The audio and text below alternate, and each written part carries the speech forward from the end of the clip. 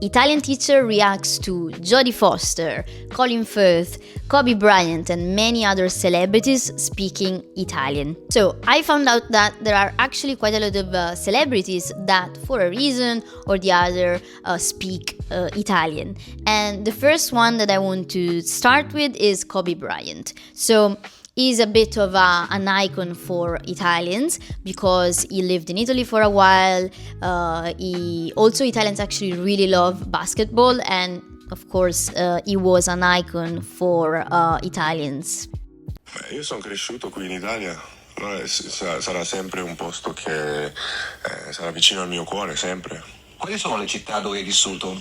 Pistoia, Reggio Calabria, Reggio Emilia? Rieti, Reggio Calabria, Pistoia e poi Reggio Emilia. Cioè era un po' più difficile per me perché io sempre sto lavorando, però ho amici in Reggio Emilia perché Reggio Emilia è l'ultima città dove ci 13 anni, ricordo. Okay, so as you can see, he is fully fluent. The way he speaks Italian is actually very impressive. First of all, because his native language is English. So for an English speaker, this is actually amazing. I think in general, he's a very clever guy. He's very fast when he speaks Italian. He can have an interview with these two guys on the radio and he's totally comfortable. I know he lived in Italy for some years when he was a kid because his dad used to be a basketball player in Italy, and he lived in many cities. But yes, it's still very impressive. I really think he speaks very, very good Italian. There were some minor grammar mistakes, but nothing big. Now I want to watch another clip because I think it's actually a bit more interesting than this one. This one is too perfect. La stessa cosa. Vado all'officina, lavoro, scrivo, le cose così. Però ritornerò sicuramente in Italia per aiutare i giovani. Okay, so in this video, you see that Kobe Bryant is actually mixing Spanish and Italian, or at least it's just one word that he used in an improper way, let's say, because if you want to say office, it's ufficio, but he used the word officina. So this is very close to the Spanish, and it makes total sense because I found out that he actually can speak also Spanish. So it's actually very, very common to mix the two languages because Italian and Spanish are very, very, very close.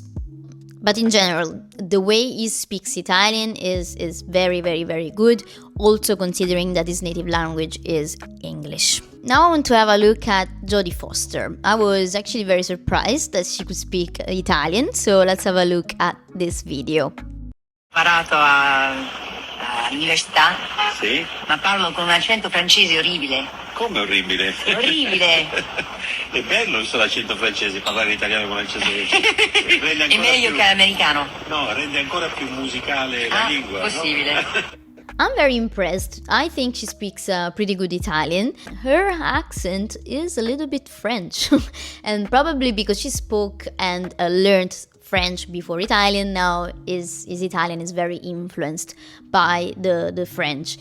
She's not the only one. I have many students that learned French and they're American, and when they speak Italian they have a pretty heavy French accent. It's actually a very common thing, so Jodie Foster is not alone in this, but still her Italian is very good, very, very good. Now I want to have a look at Colin Firth.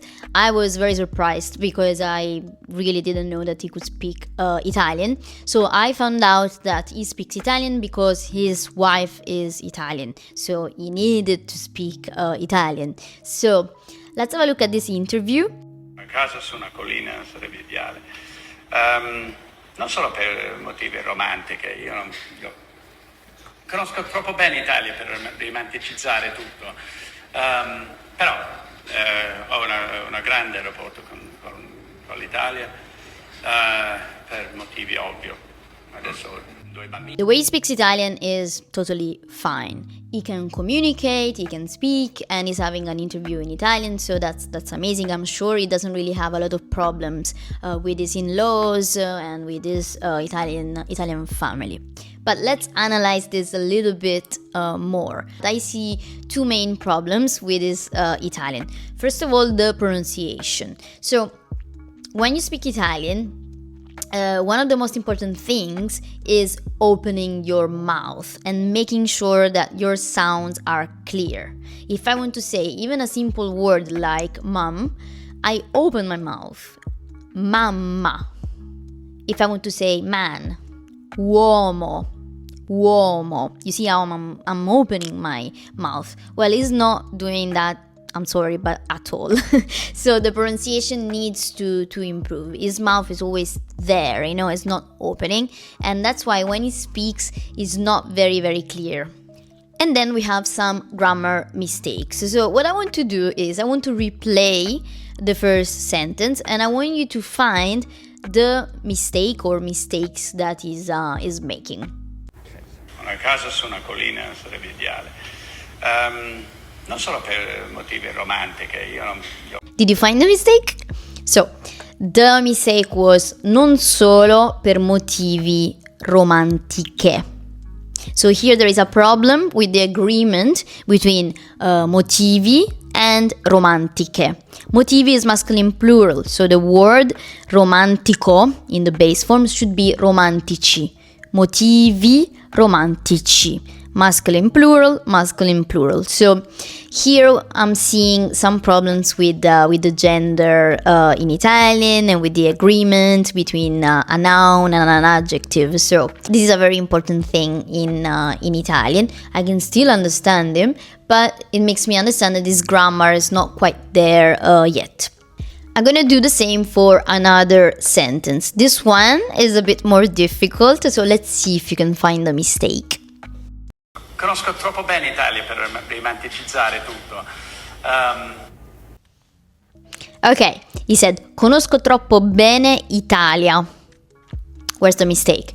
You should have added l. So, io conosco troppo bene l'Italia.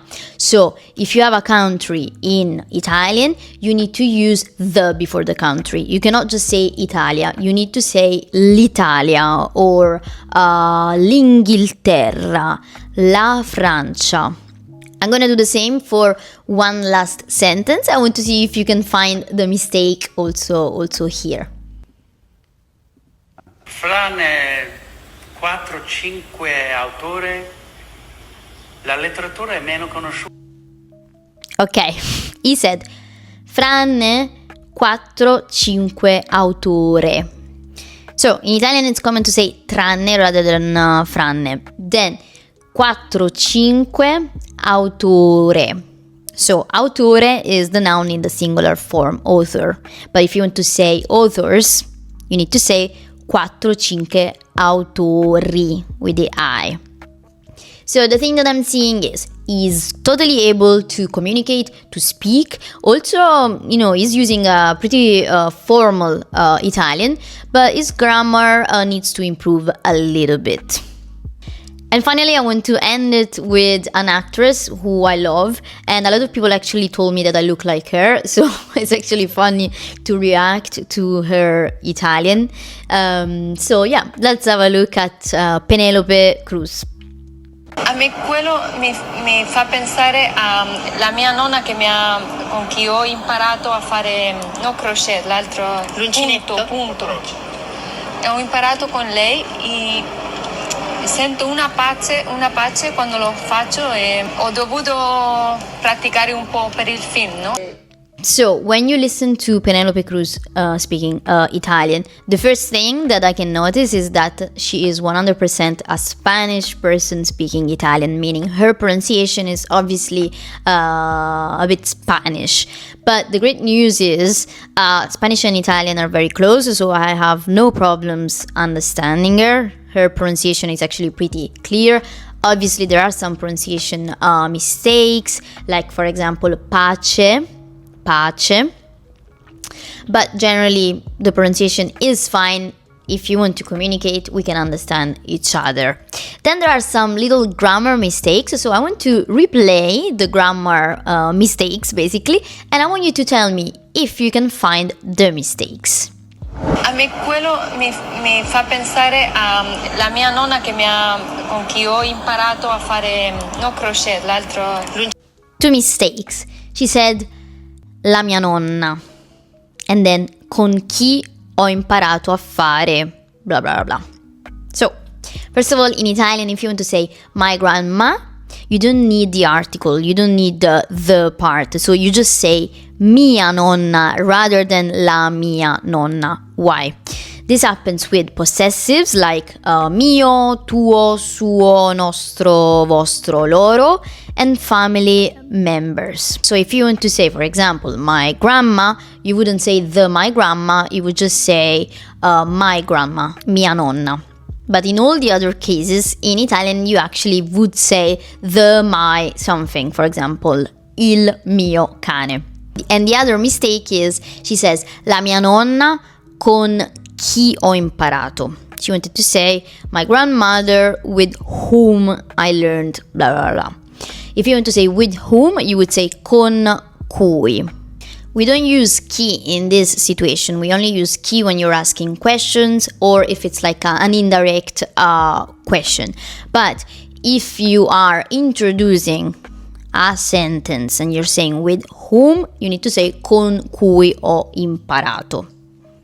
If you have a preposition before chi becomes cui. A preposition is con. Okay, so mia nonna con cui ho imparato. But in general, I think she speaks very good Italian. She can communicate well. She has a very good connection with Italy. I know that. She's done also movies with Italians, so she doesn't really have any problems when it comes to communicating. Ok, so questo è tutto per oggi. I hope you liked this video. And if you liked the video, let me know in the comments, and also let me know if you would like to see part 2, 3, 4, 5, 6, 7, blah blah blah blah. Ciao ciao!